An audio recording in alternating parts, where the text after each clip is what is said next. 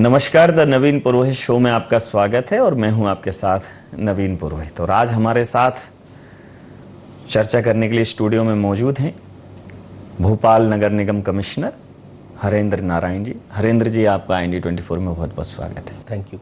नगर निगम आम आदमी की जिंदगी से सबसे ज्यादा जुड़ा हुआ विभाग है। साफ सफाई से लेके प्रॉपर्टी टैक्स से लेके तमाम बुनियादी ज़रूरतों के लिए नगर निगम विभाग जो है आम जनता की सेवा में रत रहता है।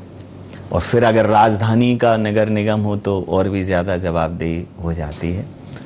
तो एक समग्र प्रतिक्रिया चाहूँगा कि लोगों तक नगर निगम का जो मूलभूत उद्देश्य है उसमें नगर निगम सफल हो। आप अपने कार्यकाल में ऐसा क्या और नया सोच के आए हैं जिससे ये सुलभ कर सकें? देखिए, नगर निगम का जो काम है वो जैसा आपने बताया कि हर आदमी जो भी शहर में रह रहा है उसको लाइफ को कहीं ना कहीं टच करता है। और नगर निगमों को जब ये कॉन्सेप्ट आया था तो उसका एक सबसे बड़ा उसके पीछे एक रीज़न था कि वो सेल्फ सस्टेनेबल होना चाहिए। मतलब लोग जो सुविधाएं चाहते हैं उसके बदले में वो खुद कंट्रीब्यूट करें और उससे फिर नगर निगम चले। तो हालांकि इसीलिए जो है वो डिफरेंट काइंड ऑफ टैक्सेस जो हैं वो लिए जाते हैं सिटीजन से, और बाकी सारी जितनी भी एक आम आदमी के लिए जो रोज़मर्रा की फैसिलिटीज़ होती हैं, चाहे वो साफ़ सफाई हो, पानी की व्यवस्था हो, इवन आजकल तो जो अच्छा इन्वायरमेंट मतलब उसके लिए भी एक नगर निगम को एक जिम्मेदारी है कि वो इस तरह का, जैसे पब्लिक ट्रांसपोर्ट में हम CNG बसें चलाएं। बाकी जो हमारे जितने भी, जैसे आपको पता है कचरा वाहन में भी CNG से चलने वाली कचरा वाहन चल रहे हैं, तो उससे एयर क्वालिटी भी इम्प्रूव हो, तो वो भी एक रिस्पॉन्सिबिलिटी नगर निगम की है। तो क्योंकि जनता के लिए एयर बहुत इम्पोर्टेंट है। तो बिल्कुल ठीक। तो इसलिए सिर्फ जो सर्विसेज हैं वो मतलब जो टेंजिबल सर्विसेज नहीं, इनटेंजिबल सर्विसेज भी नगर निगम को देना है। बिल्कुल ठीक बात। देखिए सर, नगर निगम जो है, अगर जब किसी भी नगर की अधोसंरचना की बात आती है तो उसमें कहीं ना कहीं टाउन एंड कंट्री प्लानिंग भी आ जाता है। अब एक smart city, area based development smart city का भी हो रहा है, लेकिन अगर देखें तो ये सब नगर निगम की ही अनुषंगिक संस्थाएं। फिर कुछ निर्माण इकाइयां जैसे पब्लिक वर्क्स डिपार्टमेंट है, प्राधिकरण हैं, तो अल्टीमेटली उसका फोर्स नगर निगम पर आता है। खासकर तब जब अनियोजित विकास हो जाए तो फिर उनको रेगुलराइज करना। तो क्यों ना शुरुआत में सर एक जो भी निर्माण करने वाली इकाई है, क्योंकि अनुमति नगर निगम से, बहुत सारी परमिशन नगर निगम से स्कैन होती हैं, तो उनके बीच में शुरुआती दौर में ही एक ऐसा सिस्टम डेवलप हो जाए कि चाहे फिर BDA करे या GDA करे या कोई भी डेवलपमेंट अथॉरिटी करे, नगर निगम उनके साथ एक बेहतर तालमेल शुरू में ही कर ले। जिस प्रकार से फिर अनियोजित विकास होता है तो फिर बिजली, पानी, सड़क, बहुत सारी बुनियादी सुविधाएं मुहैया कराने में मशक्कत करनी पड़ती। जी, आपका कहना सही है, लेकिन जो जितने भी ऑर्गेनाइजेशंस होते हैं वो डिफरेंट एक्ट से गवर्न होते हैं। तो जब एक शहर की ज़रूरत के हिसाब से ऐसा लगता है तो उसमें किसी एक्ट के तहत या किसी दूसरे नियमों में उसका होता है, मतलब इनकॉर्पोरेशन होता है। जैसे BDA आपने बोला तो उसका अलग एक्ट है। स्मार्ट सिटी, जब ऐसा ज़रूरत महसूस हुआ कि सिटीज़ को अब स्मार्ट होना चाहिए तो स्मार्ट सिटी आया। तो नगर निगम तो एक कोऑर्डिनेटिंग अथॉरिटी है, तो वो सभी के साथ कोऑर्डिनेट करके और एक मतलब आम जनता के लिए वो सर्विस प्रोवाइडर है। तो बेसिक जो काम है नगर निगम का वो है कि आप सर्विसेज प्रोवाइड कर दीजिए। उन सर्विसेज प्रोवाइड करने में कुछ कंस्ट्रक्शन के काम भी होते हैं, निर्माण के काम भी होते हैं, लेकिन मूल काम निर्माण नहीं है। वो सर्विसेज प्रोवाइड करने में अगर कुछ निर्माण करना पड़ रहा है तो वो जरूर कर रहे हैं। ठीक बात, मूल काम निर्माण करने का नहीं है। अब जैसा आपने कहा कि कहीं ना कहीं पानी की सप्लाई भी नगर निगम के जिम्मे है, कचरे का प्रबंधन भी नगर निगम के जिम्मे है, स्मार्ट सिटी में भी बहुत सारी चीजें। तो कई जगह सर्विस प्रोवाइडिंग वाला जो पार्ट है वो तो पूरी तरह से नगर निगम के पास है, लेकिन डिफरेंट संस्थाओं की सर्विसेज को एंडोर्स करता है नगर निगम। तो कहना चाहिए कि लोगों के लिए तो फ्रंट फेस नगर निगम ही है, उनका इंटरफेस तो नगर निगम ही है। तो नगर निगम, और अब चूंकि डिजिटलाइजेशन का दौर है, बहुत सारी सुविधाएं आपने ऑनलाइन की हुई हैं, क्या कुछ और नया एआई के दौर में कि पब्लिक घर बैठे ज़्यादा से ज़्यादा चीज़ें का हाँ, जैसे कुछ दिन पहले तक आपने देखा होगा कि प्रॉपर्टी टैक्स जमा करने के लिए लोगों को जाना पड़ता था, आपको किसी वार्ड में जाना है। फिर पहले ऐसा होता था कि वार्ड में जिस वार्ड का नागरिक है उसी वार्ड में उसका जमा होगा।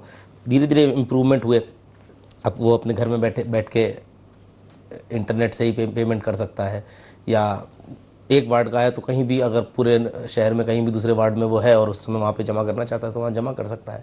तो धीरे धीरे ऐसे नए नए जो इनोवेशंस आते हैं कि मतलब कैसे वो इतना मतलब हैसल फ्री हो सकता है। तो जैसे जैसे टेक्नोलॉजी आगे बढ़ती है, अब आपने बताया एआई का, तो एआई अब बिकॉज अभी इनिशियल स्टेज में है, एआई का यूज़ करके भी मे बी कि आगे आने वाले दिनों में वो और भी बड़ा यूज़र फ्रेंडली हो जाए।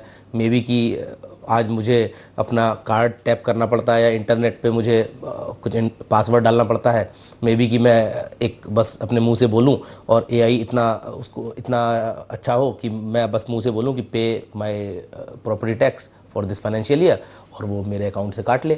तो एआई तो मतलब कुछ भी कर सकता है, डिपेंडिंग कि कितना वो आगे कितना उसका डेवलपमेंट होता है। एआई हो सकता है कि आगे आने वाले दिनों में, अभी एक एप्लीकेशन लिखना पड़ता है या कहीं पे फ़ोन करना पड़ता है, इतना अच्छा सिस्टम हो जाए कि वो बस एक अपना एक ग्रीवांस बताएं और वो ग्रीवांस ऑटोमेटिकली डिपार्टमेंट में पहुंच गया और उस डिपार्टमेंट के में जो व्यक्ति देखने वाला है, मे बी कि बहुत सारे लोग हैं अलग अलग जगहों पे काम कर रहे हैं और जो व्यक्ति फ्री है और उस व्यक्ति को डायरेक्ट गया, यानी कि उसमें मुझे एक इंटरफेयर नहीं करना पड़ेगा कि मेरे पास अगर 5 कर्मचारी हैं तो मैंने एक को बोला, वो उसने बोला कि नहीं सर मैं वहाँ पे काम कर रहा हूँ, मैं इस प्रॉब्लम को दूर करने के लिए गया हूँ। मैंने दूसरे को बोला, उसने बोला कि नहीं मैं वहाँ पे गया हूँ। या 3 लोगों के बारे में मुझे पता था कि हाँ ये मैंने इन लोगों को इन कामों को भेजा है, तो मैंने चौथे को। तो एआई में भी कि इतना इंटेलिजेंट हो सकता है कि वो डायरेक्टली उसी को भेजे जो खाली बैठा हुआ है, फ्री बैठा हुआ है।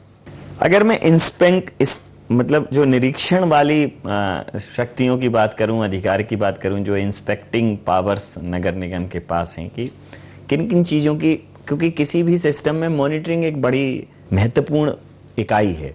समय पे चीज़ों की मॉनिटरिंग हो जाएगी तो चाहे निर्माण की गुणवत्ता हो, चाहे उसका कंप्लीशन हो, पूर्णता हो, सब बेहतर तरीके से होती हैं। तो क्या क्या ऐसी चीज़ें हैं जो नगर निगम मॉनिटर करती है और समय समय पर ताकीद करती है ठीक करने की, और लोग समझें कि इस चीज़ के लिए वो नगर निगम को शिकायत भी कर सकते हैं? जितने भी सर्विसेज हैं, देखिए वो सारी सर्विसेज जो होती हैं वो मॉनिटरेबल होती हैं। कोई भी सर्विस ऐसी नहीं है जो बिना मॉनिटरिंग के आपकी सुचारू रूप से चल पाए।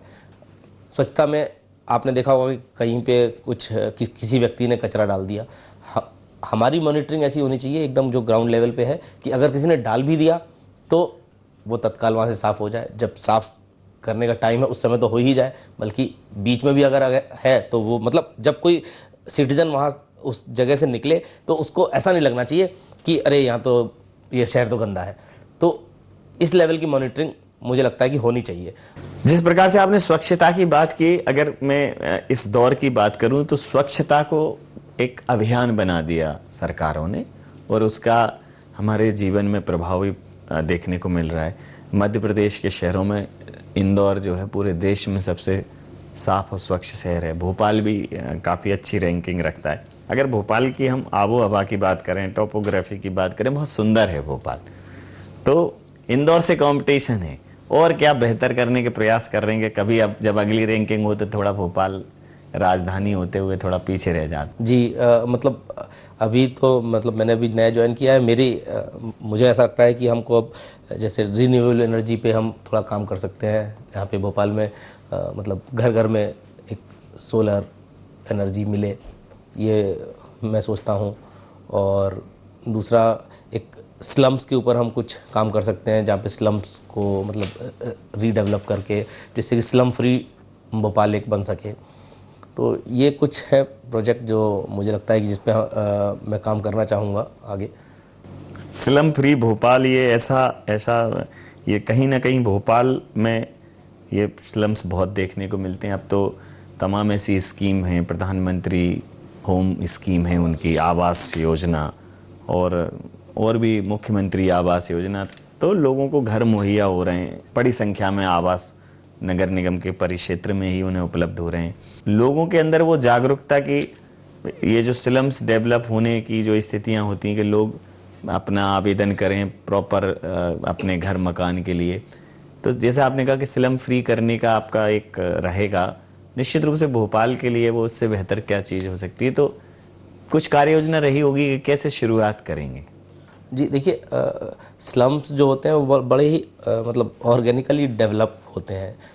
ज़रूरत के हिसाब से कहीं पे कोई सोसाइटी काफ़ी समय पहले थी, वहाँ की सोसाइटी एक बड़ी सोसाइटी है, पास में जो है वहाँ से कुछ आसपास में कोई ऐसा है एरिया है जहाँ पे एम्प्लॉयमेंट का वहाँ पे उनको मौका था, या उस सोसाइटी में काम करने के लिए बहुत सारे लोगों की ज़रूरत थी, तो आसपास में जो है वो लोग वहाँ पे झुग्गी बना के अपना रहना शुरू कर देते हैं। खाली जगह पड़ी है। और जो उस समय के लोग जिनको उनके काम की ज़रूरत थी, उनको भी लगता था कि ठीक है हमारे यहाँ काम करने वाला व्यक्ति वो पास में रहता है, तो उनके लिए भी इजी रहता था।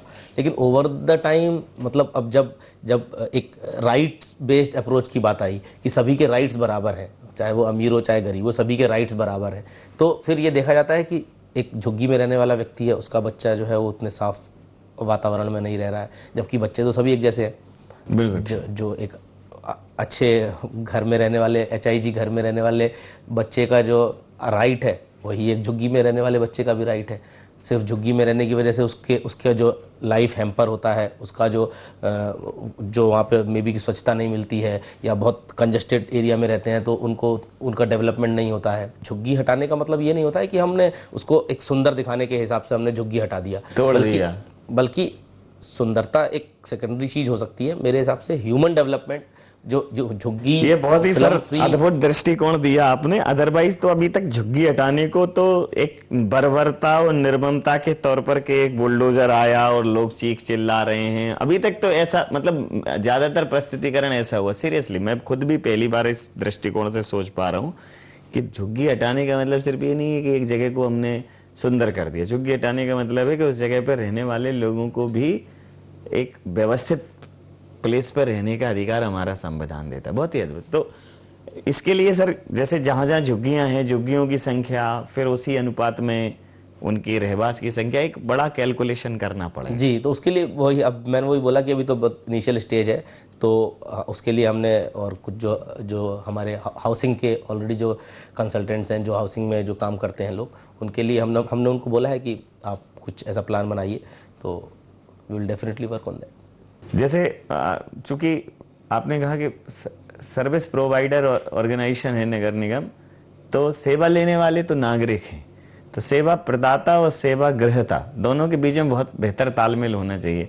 जो सेवा ग्रहता हैं, अगर वो सेवा प्रदाता की सेवाओं में मदद नहीं करेंगे, चाहे वो कचरे के प्रबंधन में हो, साफ सफाई में हो, सीवेज में हो, हर तरीके की, तो सेवा प्रदाता कितना भी बेहतर कर ले, अपेक्षित परिणाम आएंगे नहीं। तो जो एक सिविक सेंस की बात है, नगर निगम मतलब नागरिकों का निगम है बेसिकली, तो इसे नागरिक निगम कहना चाहिए सर। तो नागरिक सोचें कि ये तो हमारी सेवाओं के लिए, हमारे ही टैक्स से, हमारे ही संसाधनों से हमें सेवाएं देने वाला है, तो नागरिक थोड़ा ज्यादा जुड़ें। जैसे पता चलता है हम साइकिल ट्रैक डेवलप करते हैं, साइकिल ट्रैक उखड़ जाता है, कहीं कुछ चोरी हो जाता है, कहीं हम सुंदरता के लिए थोड़ा ब्यूटिफिकेशन करते हैं तो गमले इधर उधर हो जाते हैं, टूट फूट हो जाती है। तो ये बेहद जरूरी है कि नगर निगम लोगों के साथ एक कनेक्ट पैदा करे। कॉलोनीज में, सब मेन रोड से जुड़ी हुई कॉलोनीज हैं, तो थोड़ा उनके साथ एक नगर निगम का एक अभियान चले। अभी सिर्फ प्रॉपर्टी टैक्स समय पे भरिए इसके लिए चलता है। मतलब नगर निगम लोग जितना ज्यादा समझेंगे, लोग नगर निगम से उतनी बेहतरी से कनेक्ट होंगे। तो ऐसा कोई अभियान के शहर के नागरिकों के अंदर ये बोध है कि ये नगर निगम नहीं, ये तो नागरिक निगम, ये तो हमारा निगम है, हम भी इसमें एक स्टेक होल्डर हैं सर। इस प्रकार का एक अभियान चलाने की जरूरत। जी, अभियान तो बिल्कुल आपने सही बात कही, अभियान चलते भी रहते हैं बहुत सारे, लेकिन मैं सोचता हूँ कि जो ये आपने जो प्रोसेस बताया, ये भी एक इवोल्यूशन का एक हिस्सा होता है। मतलब हमेशा जो नागरिक होगा वो सेवा प्रदाता से थोड़ा सा उसके साथ सिंक करने में उसको थोड़ा सा वो पीछे रह जाता है। मतलब कभी कभी ऐसा भी होता है कि वो मतलब उनका एक्सपेक्टेशन हो सकता है कि आगे रहे, जैसे आपने कहा कि वो टूट फूट हो जाती है या गमले चोरी हो जाते हैं, तो मैं उसको मतलब नेगेटिव वे में नहीं देखता हूँ, क्योंकि मुझे ऐसा लगता है कि सर्विस प्रोवाइडर जो है उसके पास संसाधन है, वो तो सर्विस प्रोवाइडर तो हमेशा आगे रहेगा ही। जो जो नागरिक है वो क्योंकि नागरिक में सभी तरह के लोग हैं, मतलब हर स्ट्राटा के लोग हैं, हम सभी से हम ये एक्सपेक्ट नहीं कर सकते कि सभी लोग एक ही वे में बिहेव करेंगे। ठीक बात। तो वो भी एक इवोल्यूशन है कि मतलब आप 50 साल पहले का समय देखिए, तो उस समय जो लोग जैसा बिहेव करते थे, आज मे बी कि आपको कुछ चीज़ों में लगेगा कि हाँ डेफिनेटली बेटर बिहेव करते हैं। एक टाइम था जब हम कहते थे कि स्टेशन पे बड़ी गंदगी होती है, लोग गंदगी फैला देते हैं।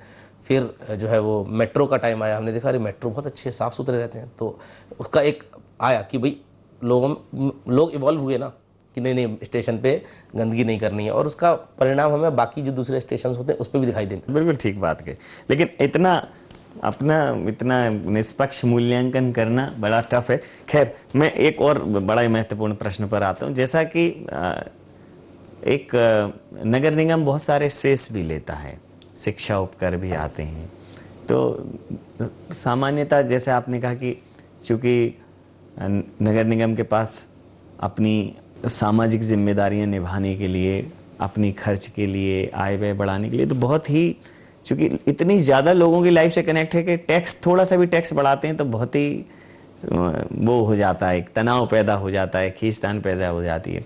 तो भोपाल नगर निगम सेल्फ सस्टेनेबल मोड में आए, उसके लिए और क्या कुछ प्रयास आप सोचते हैं कि किए जाने चाहिए? जैसे अब पीपीपी मोड एक बहुत ही अच्छा आ गया है कि प्राइवेट स्टेक होल्डर इन्वेस्ट करते हैं, तो कोई ऐसा भोपाल नगर निगम का प्रोजेक्ट है जिसमें पीपीपी मोड पे लोग आके इन्वेस्ट कर सकें, कुछ ऐसा हो?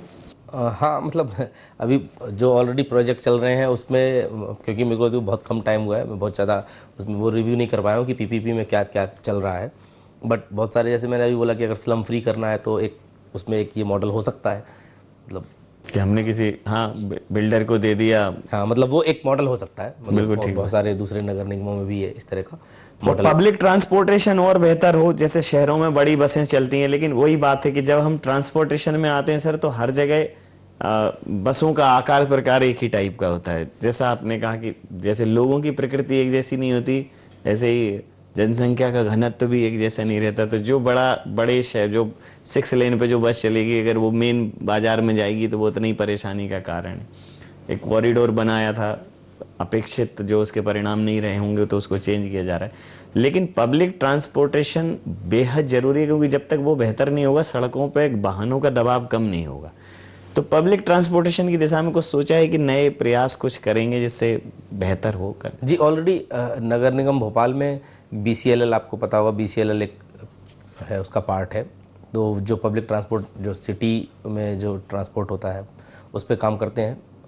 और पब्लिक ट्रांसपोर्ट में मेरा ये सोचना है कि मतलब जब पब्लिक को ये समझ में आ जाएगा कि जैसे मैंने आपको स्टार्टिंग में बोला था कि एयर क्वालिटी, तो एयर क्वालिटी ऑब्वियसली अभी जब ये भी इवोल्यूशन का पार्ट है कि जब लोग समृद्ध होते हैं तो वो सोचते हैं कि हमारे पास अपनी गाड़ी होनी चाहिए। फिर जब वो और आगे बढ़ते हैं इवोल्यूशन, और उनको लगता है कि अपनी गाड़ी तो हो गई, लेकिन जो है मैं अपनी गाड़ी लेके निकलता हूँ लेकिन जाम में फंस जाता हूँ, या पॉल्यूशन फेस करते हैं वो, तो फिर उनको लगता है कि नहीं, अपनी गाड़ी होना ही खाली एक स्टैंडर्ड नहीं है, एक स्टेटस सिंबल नहीं है, बल्कि एक साफ़ सुथरा वातावरण होना और कंजेशन फ्री स्ट्रीट्स होना ज़्यादा इंपॉर्टेंट है। तो फिर वो इवॉल्व, उनकी थोड़ी माइंडसेट उनका इवॉल्व होता है, तो फिर वो कहते हैं कि नहीं, हाँ, अब public transport is more important than owning a car, तो फिर वो पब्लिक ट्रांसपोर्ट की तरफ जाते हैं। तो मे बी कि हमारा जो अभी समय चल रहा है वो अभी हम वहाँ तक अभी पहुँचने में थोड़ा टाइम और लगेगा, बट अल्टीमेटली मुझे उम्मीद है कि वो हम पब्लिक ट्रांसपोर्ट वाली फेज़ पे भी पहुँचेंगे। अभी मे बी कि लोग अभी पर्सनल व्हीकल को ज़्यादा प्रेफर करते हैं इसलिए, लेकिन हाँ, सभी सोसाइटी में सभी स्ट्राटा के लोग रहते हैं, तो डेफिनेटली हमारी रिस्पॉन्सिबिलिटी ये है कि जो पब्लिक ट्रांसपोर्ट, जो अपनी गाड़ी अफोर्ड नहीं कर सकते हैं, तो उनके लिए तो हम पर्याप्त मात्रा में पब्लिक ट्रांसपोर्ट उपलब्ध कराएं ही। नगर निगम का, जैसा आपने कहा कि बहुत सारी हमने ऐसी लोगों को सहूलियतें दी हैं, जैसे प्रॉपर्टी टैक्स के लिए जगह जगह कैंप लगा रहे हैं, खासकर वरिष्ठ, अब फैमिलीज जो हैं वो बहुत ज़्यादा बड़ी नहीं रह गई हैं, फैमिलीज एकल परिवार रह गए हैं, एक आध बेटा बेटी रहते हैं, अगर वो बाहर चले जाते हैं तो पेरेंट्स मोर देन 20-25% फैमिलीज ऐसी हैं जिसमें बुजुर्ग अकेले हैं, पेरेंट्स अकेले हैं। तो सुविधाएं उनके दरवाजे तक पहुंचे या और सरल हों, उसके लिए नगर निगम कुछ सोच रहा है। हाँ, मतलब अब आजकल तो हमारे जो एम्प्लॉयज़ होते हैं वो POS मशीन लेके और उनके डोर टू डोर चले जाते हैं, वो वहाँ पे अपने टैक्सेस भर सकते हैं। अगर कोई ग्रीवांस है तो वो फ़ोन पे अपना ग्रीवांस बता सकते हैं। तो मतलब कम्युनिकेशन गैप कहीं भी नहीं है।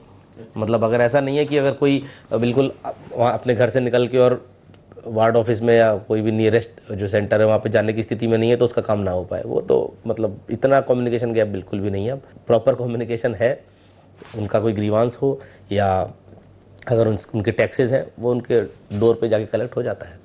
अब जैसा आपने कहा कि बहुत बड़ी जवाबदेही है, लोगों को जैसे जैसे ये एहसास होगा कि समृद्धि का मतलब ये नहीं है कि हमारे पास गाड़ी, एक बड़ा मकान और हमारे घर के आसपास ठीक ठाक गार्डन है। समृद्धि का मतलब है कि आप जिस शहर में रहते हैं क्या उसकी हालत बिल्कुल वैसी है, क्योंकि आपका घर आपकी दुनिया नहीं है, दुनिया बहुत बड़ी है।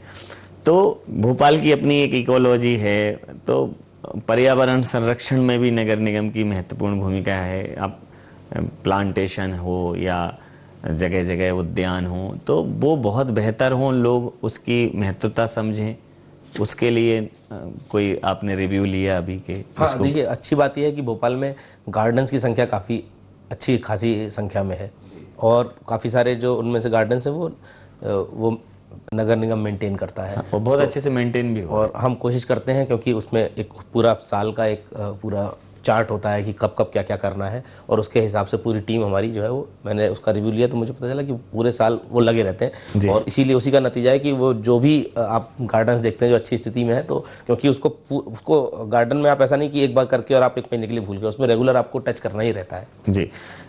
एक जो हमारी जलीय इकाइयां हैं उनका जो प्रदूषण रोकने के लिए जो सीवेज ट्रीटमेंट प्लांट बनाए जा रहे हैं, जो वेस्टेज निकलता है चाहे घरों का हो या इसका जो हमारे इंडस्ट्रियल वेस्ट हैं, तो लगातार नगर निगम इस पर काम कर रहा था। पिछले सालों जब मेरी चर्चा हुई तो अभी तक वो सीवेज ट्रीटमेंट प्लांट की STPs जो हैं वो किस स्थिति में है कि जो पहले? फिलहाल अभी जो सीवेज ट्रीटमेंट प्लांट का कैपेसिटी है that is almost 270 MLD, that is million litres per day.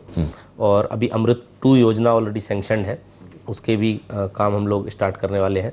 तो उसके बाद ऑलमोस्ट वो 500 MLD पर डे हो जाएगा।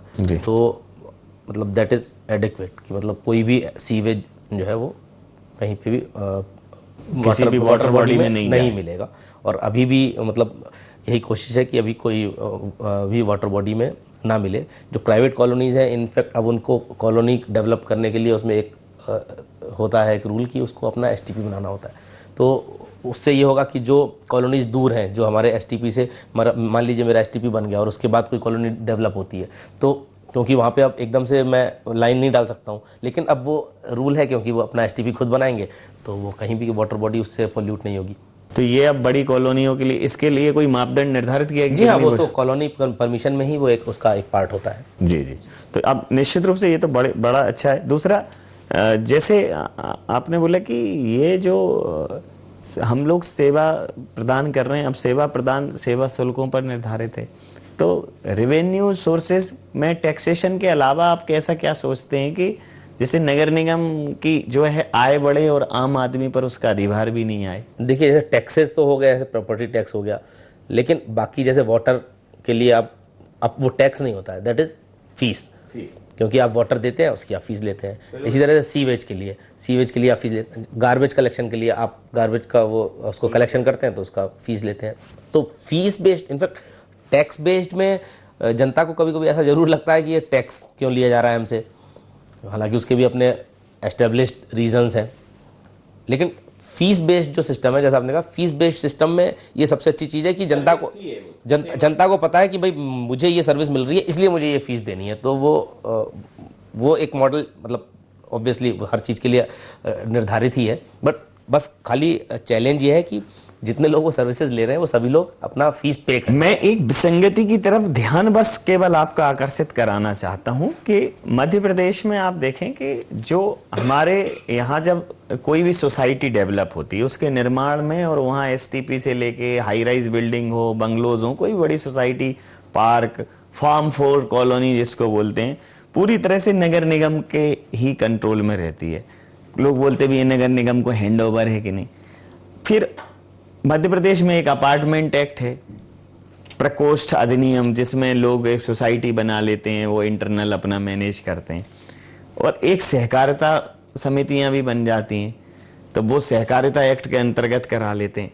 फिर उसके बाद उस सोसाइटी की तमाम दुनिया भर की चीज़ों को लेके आपस में द्वंद्व होते हैं। तो जो मूलभूत सुविधाएं जो मिलनी चाहिए, क्योंकि वो इंटरनल उनके साफ सफाई, वाटर सप्लाई, ये सब उन्हीं के रहता है, तो कंफ्यूज हैं लोग कि वो भवन प्रकोष्ठ में कराएं, कि वो सहकारिता एक रहवासी समिति बना लें, रख रखाव समिति बना लें, एक रहवासी समिति, एक रख रखाव समिति, और उसके वजह से इतनी शिकायतें हैं। नगर निगम लाख सुविधाएं लेके खड़ा है, लेकिन पता चलता है कि भाई अब वो अधिनियम में है, तो वो वहाँ पाइपलाइन के लिए परमिशन उस सोसाइटी के चाहिए। कहीं ना कहीं उस पर नगर निगम का एक कंट्रोल होना चाहिए सर, उस समन्वयन में तो कम से कम होना चाहिए। ये इतनी बड़ी समस्याओं की देन है, बहुत सारी खबरों में पर्सनली भी मैंने उसमें मैं एक चीज़ मैं क्लैरिफाई करना चाहता हूँ कि जो ये आपने बताया कि जैसे अपार्टमेंट्स है उसमें अपार्टमेंट वाले रूल्स लागू होते हैं, इसी तरह से जो कॉलोनी, मान लीजिए मेरी गेट बंद कॉलोनी है, उसमें वो सहकारिता वाला जो सोसाइटी फॉर्म करनी होती है। बाकी जो गेट बंद कॉलोनीज नहीं है तो उसमें नगर निगम जो है वो इंडिविजुअल हाउस होल्ड्स में पहुंचता है। जी जी। तो ये बात तो आपको माननी पड़ेगी, जैसे आपने कहा कि भाई लोगों में कंट्रोवर्सीज होती हैं, द्वंद्व होते हैं, क्योंकि उनके पास एक पानी का कनेक्शन आ रहा है, वो पानी, उससे सभी लोगों को पानी जा रहा है, बाद में जो है वो झगड़ा होता है कि अरे वो मैं इतना नहीं दूंगा, मैं इतना यूज़ नहीं करता हूँ। बट अगर आपने एक वॉल्ड कॉलोनी बनाई है, आप एक गेट बंद कॉलोनी बनाई है, आपने खुद को अगर गेट बंद किया है और आप उसमें सिक्योर फील कर रहे हैं, तो फिर आपको समन्वय भी तो आपको खुद ही बनाना पड़ेगा ना। बहुत सही। ऐसा नहीं है ना कि अब मैं मतलब अपने गेट बंद कॉलोनी में मैं रहूंगा और मैं जो है वहाँ पे सिक्योर फील करूंगा, लेकिन मेरा समन्वय कोई बाहर वाला बनाए। तो जहाँ पर वॉल्ड कॉलोनी नहीं है वहाँ तो इंडिविजुअल हाउस होल्ड में नगर निगम प्रोवाइड कर ही रहा है, बिकॉज उन्होंने अपनी कॉलोनी को बंद नहीं किया है। जी जी। लेकिन अब क्या हो रहा है, जो बिल्डर्स बना रहे हैं सर, वो तो लगभग कॉलोनी कवर्ड कैंपस, एक मतलब कवर्ड कैंपस एक स्टेटस सिंबल हो गया। नहीं, लेकिन वो बिल्डर भी देखिए, जो डिमांड होती है, डिमांड सप्लाई का रूल होता है, जो डिमांड होती है जनता की वो उसके हिसाब से। मेरा कहना, चूंकि ऑटोनोमस संस्था है, नगर निगम भी उसमें कहीं ना कहीं अगर एक स्टेक होल्डर के तौर पर सिर्फ और सिर्फ ऑब्जर्वेटरी इंटरवीन करने लगे ना, तो वो आइडियाज तो दे ही सकता है, क्योंकि इंडिविजुअल व्यक्ति के इंटरेस्ट अलग होते हैं, सामाजिक संस्था के और एक तरीके से कहा वृद्ध संस्था के इंटरेस्ट अपने अलग होते हैं।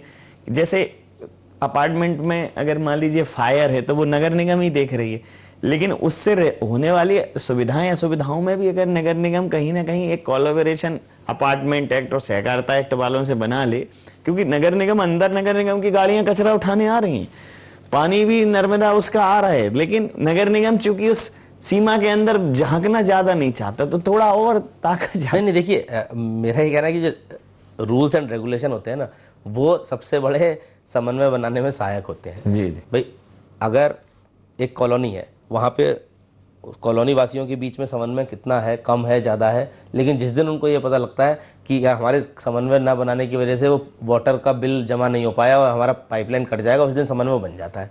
ठीक है। तो नगर निगम ने तो अपनी पूरा सर्विस वहाँ तक दे दी उनको, अब उनके अंदर उनको जो है अपना समन्वय बनाना है। अगर वो नहीं बना पा रहे हैं तो जो है नुकसान वो कलेक्टिवली उनको भुगतना पड़ेगा। तो ये एक्चुअली इकोनॉमिक्स में इसे मतलब कॉमन गुड बोलते हैं।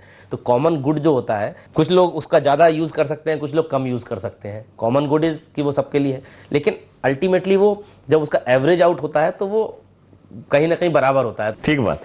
तो चूंकि नगर निगम भोपाल की जनता से जुड़ा हुआ विभाग है और नागरिकों का विभाग है, तो भोपाल नगर निगम उल्लेखनीय कार्य करे, उसके लिए आप इस शहर के नागरिकों से क्या अपील करना चाहिए? मैं बस यही अपील करना चाहता हूँ कि सभी लोग अपने जो आपके जो टैक्सेस हैं और जो फीस हैं वो अपने टाइम से जमा करिए, और जो भी आपका ग्रीवांस है वो आप तत्काल किसी भी ऑफिस में जाके आप बताएंगे तो आपका दूर किया जाएगा। स्वच्छता के मामले में थोड़ा सा और सभी लोगों को जो है उसमें मिल के सोचने की ज़रूरत है कि मतलब अपने इमीडिएट अपना बेनिफिट ना देखते हुए जो कॉमन एक बेनिफिट है उसको देखने की ज़रूरत है। तो सर, तमाम सारे पहलुओं पर नगर निगम को बहुत अच्छे से आपने परिभाषित किया और कुछ नए दृष्टिकोण दिए कि निश्चित रूप से ये एक कलेक्टिव एफर्ट है और सेवा ग्राहता और सेवा प्रदाता के बीच में एक सतत प्रक्रिया है, वो चलती रहेगी और एक समय अंतराल के बाद जो डेवलपमेंट्स हैं वो दिखेंगे। तो बहुत सारे विषयों पर सर आपने अपने विचार साझा किए, हमें इतना समय दिया, आपका बहुत धन्यवाद, बहुत आभार।